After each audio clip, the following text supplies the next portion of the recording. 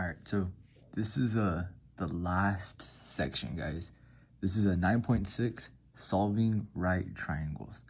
And what that means is, like, solving right triangles is they're telling you that you have to be able to find all the side lengths. So from here to here, here to here, and then from here to here. And you have to be able to find the angles, the degrees of the angle. So this angle measurement, this is 90, and then obviously you'd have to find this angle measurement over here. All right, so you have to, so solving right triangles is find angles, all the angles. So you have to know A, B, and C, and you have to find the side lengths. Okay, that's all they're asking for. Ooh. Cool, that's all it is. All right, so now we're into like some definitions. So we have inverse trig ratios. So they're the same thing as like sine, cosine, and tangent, but instead of comparing, like, okay, so sine, cosine, tangent, compare the ratios of the side lengths. Okay, so these three compare the side lengths. I'll write that down. So they compare side lengths. So compare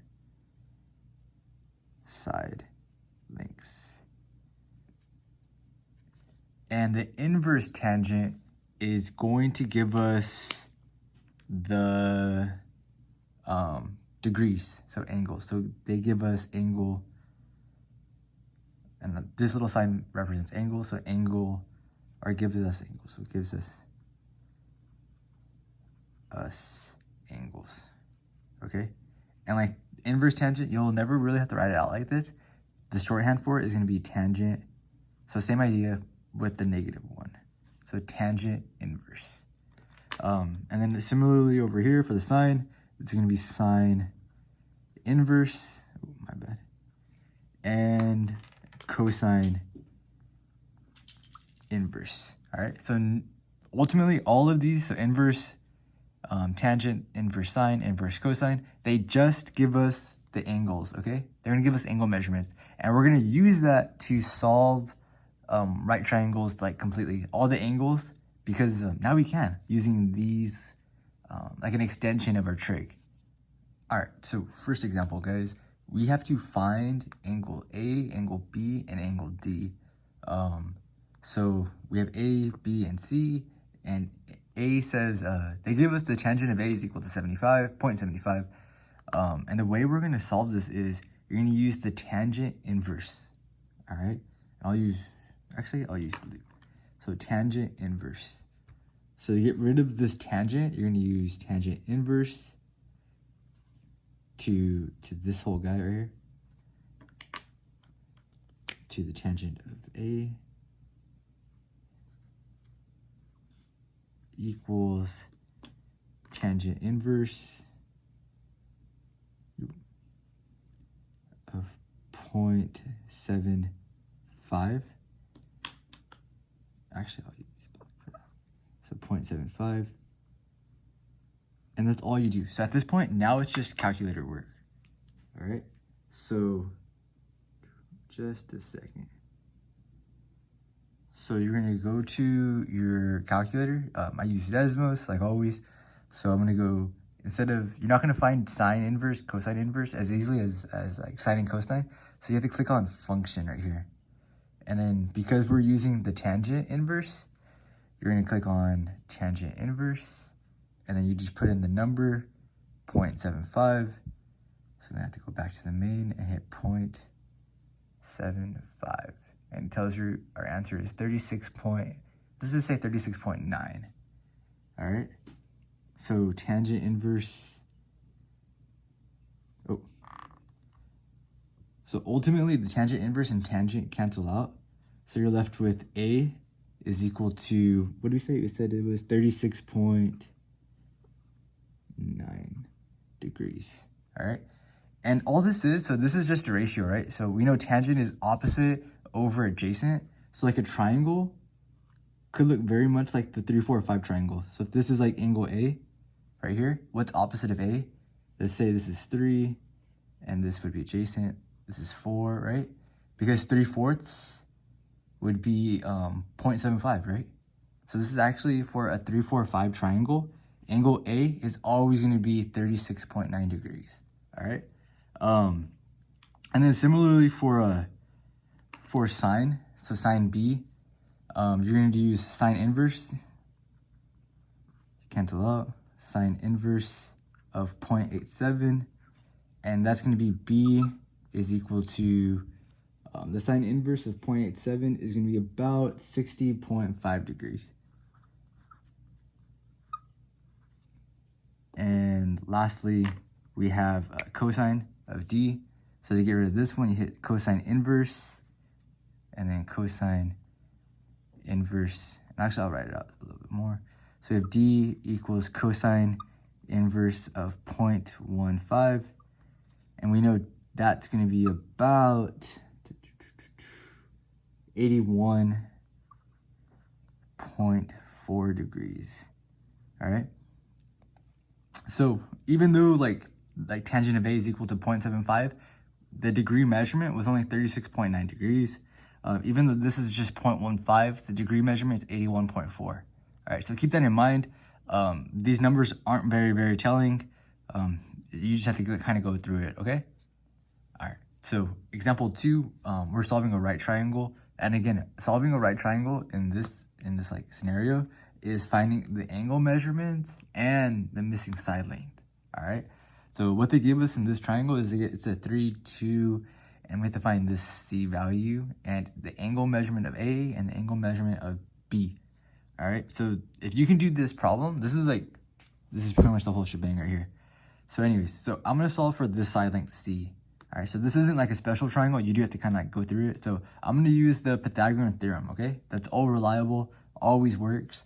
So it's gonna be, I know C.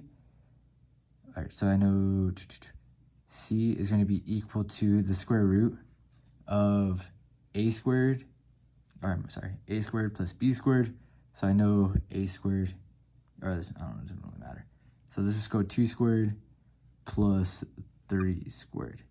All right, so 2 squared is 4, 3 squared is 9, 9 plus 4 is 13, so C is going to be equal to the square root of 13, and then I'm going to put that into a calculator, and it's going to give me about 3.6, okay, and this is equal to C, or about equal to C, so I'll put about. All right, so this is 3.6. All right, so that's old reliable. We know it works, so we're gonna use it when we can. Now to find B and A, so these are angles now. So now we're gonna have to use our inverse trigonometry, okay? So if I'm looking at B, I know what's opposite of B, 2, all right? So this is gonna be opposite. And then what's adjacent to it? 3, all right? So this is adjacent. What is C? C is always the hypotenuse, right? But that doesn't really matter. I'm just kind of just telling you. Anyways, so I'm going to use the tangent of B, right? This angle opposite would be 2, so it's equal to 2 over the adjacent, which is 3. Now, how do I get rid of tangent? So I have to use inverse tangent.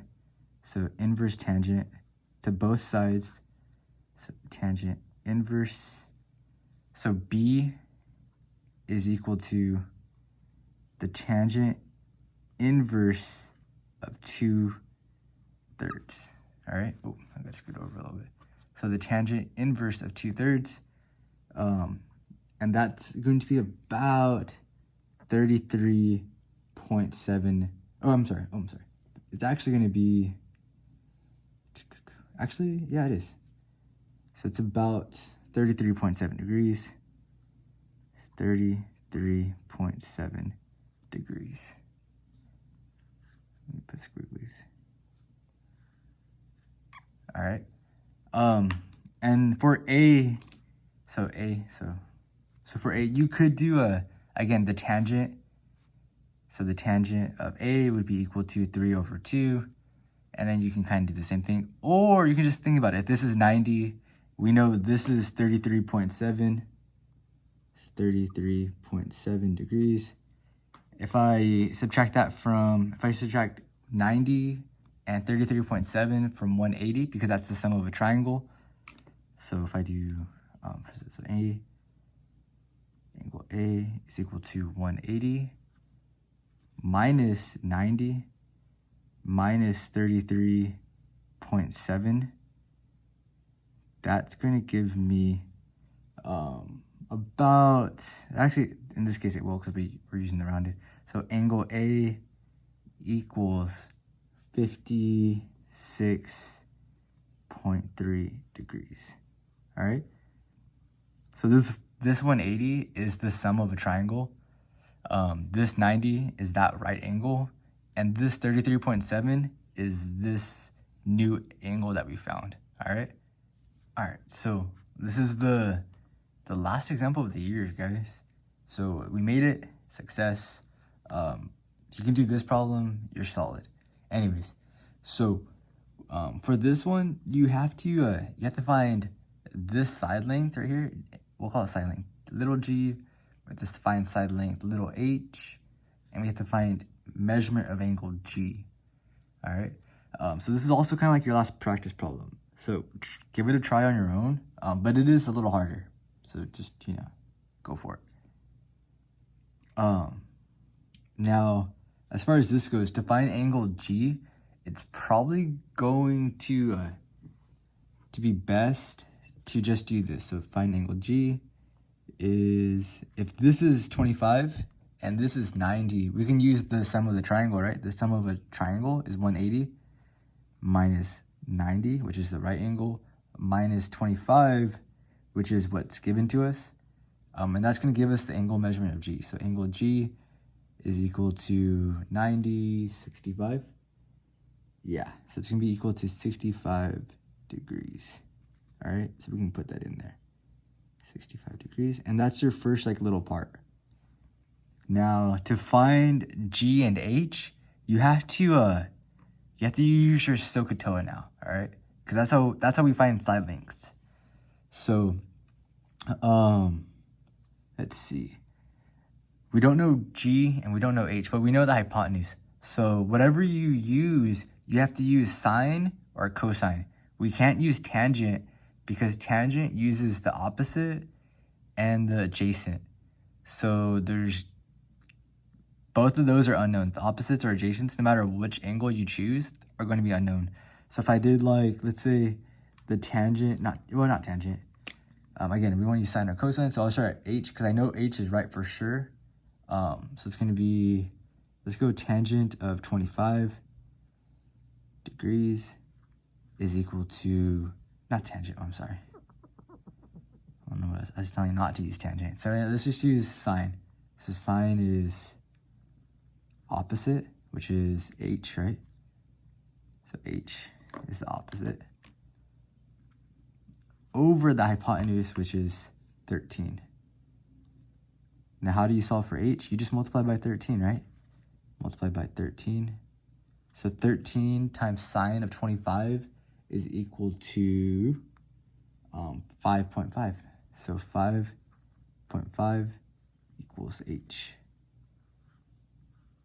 All right. So I'm going to put that in there. So 5.5. And actually, I'll bold it. I'll kind of circle it in red. So this right here is going to be 5.5. Now, technically, we could use the Pythagorean theorem again to find this G value, but it's kind of annoying. So again, for this one, I'm going to use cosine of 25, right? Because the cosine uses the adjacent and the hypotenuse. So I'll go over here, and we'll say the cosine of 25 degrees is equal to adjacent, right? So adjacent G over the hypotenuse, which is 13. And I just multiply by 13, multiply by 13. 13 times cosine 25 is going to be about, so G is equal to 11.8.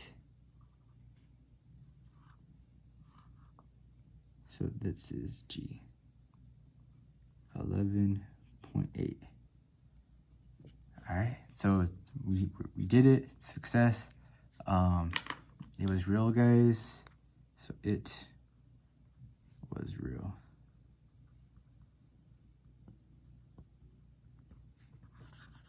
See you guys next year. Later.